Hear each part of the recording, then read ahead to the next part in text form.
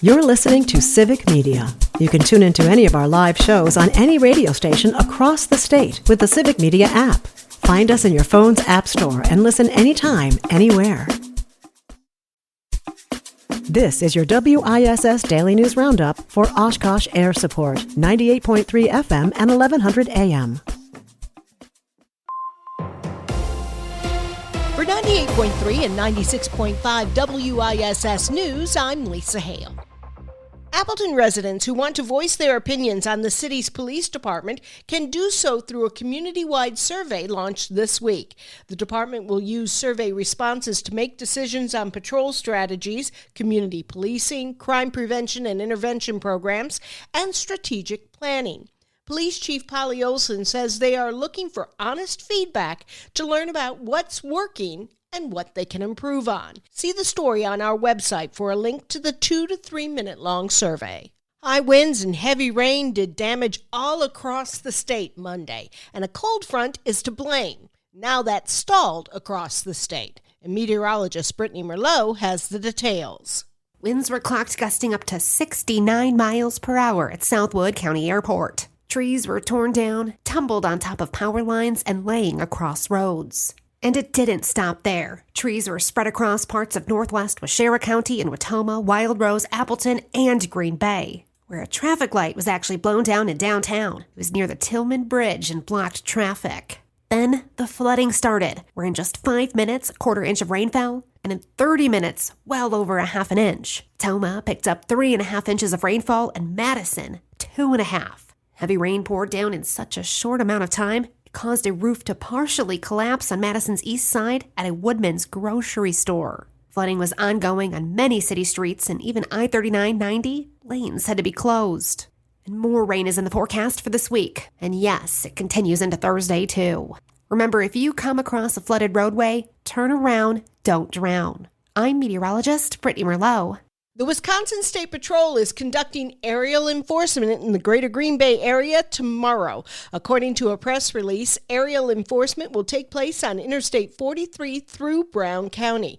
Now, during aerial enforcement, law enforcement authorities monitor highways from the air, and they report traffic violations like speeding or aggressive driving to the patrol cars on the ground. The Wisconsin State Patrol officials say they announce aerial enforcement activities ahead of time, so residents are more likely to voluntarily comply with traffic laws. The rush continues for a state budget. It's due Monday, and there are fractures among the Republicans on top of tension between them and Governor Tony Evers. Savannah Tomei Olson has the story. Last week, talks broke down between Republicans in the Senate and Republicans in the Assembly, but the clock's ticking here.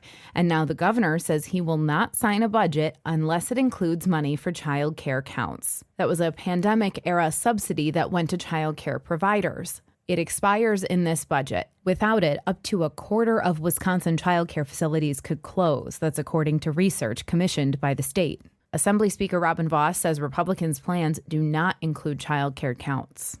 We're already doing things on childcare, so I feel like a lot of that isn't necessarily focused on the details. It's more on the broad picture.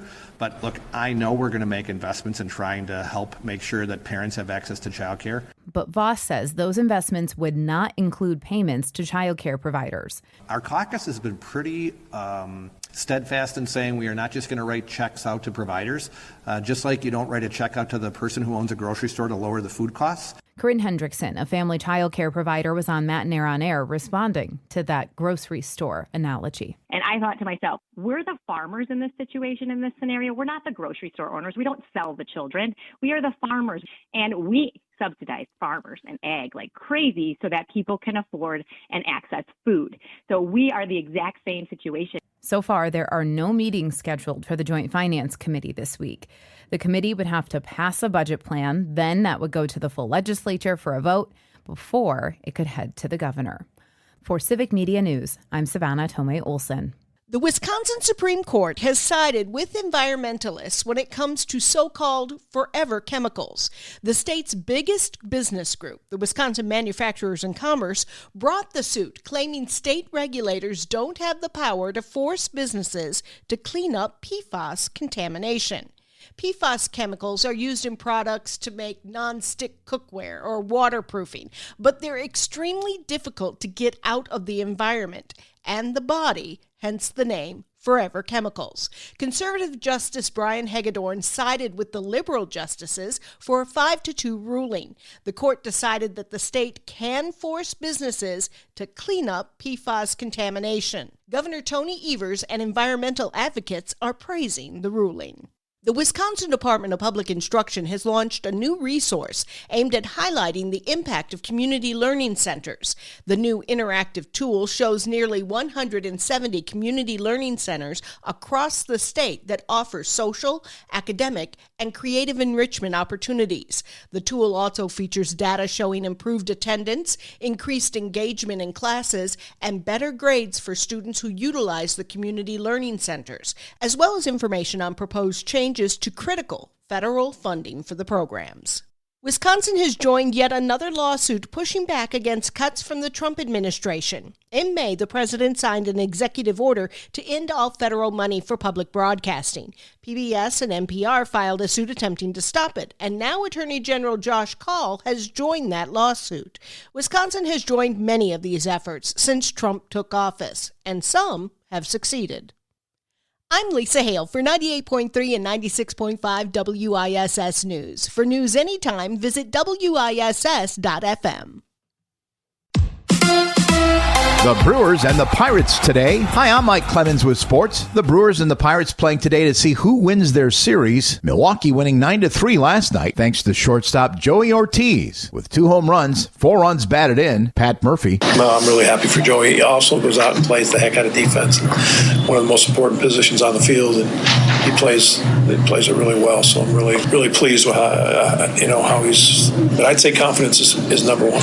Basketball. Round 1 of the NBA draft is tonight. The Bucks don't have a pick until tomorrow night in the second round. NFL, former Packers and Jets quarterback Aaron Rodgers is now with the Steelers and was on the McAfee show asked, will this be his final year? Yeah, I'm pretty sure this is it. That's why we just did a 1-year deal. Steelers didn't need to put any extra years on that or anything. So, this was really about finishing with a lot of love and fun and peace. Great guys in the city that, expects you to win. That's Aaron Rodgers with Sports. I'm Mike Clemens. On your entertainment beat, I'm Pete Schwaba. The box office saw a repeat champion from last week, a new horror flick that came in right at expectations, and one that absolutely flopped, coming in way under expectations. How to Train Your Dragon brought in $37 million this past weekend, giving it a domestic total of $160 million. With Danny Boyle back in the director's chair, 28 years later brought in a very respectable $30 million at the gate and an additional $30 million overseas, putting it on pace to be the highest-grossing film by far of the franchise. There was not so great news, though, for Pixar's Elio. The film turned out to have the lowest opening ever for a Pixar film, bringing in just $21 million at the box office. Lilo & Stitch is holding fast and brought in about $10 million over the weekend, which is nearing $1 billion worldwide. More big releases right around the corner. If you're looking for something to see in the theaters, here's one of Pete's picks. 28 Years Later is really good. I'm not typically a zombie movie person, but the third installment of this riveting and at times gruesome franchise, in my opinion, is the best one so far.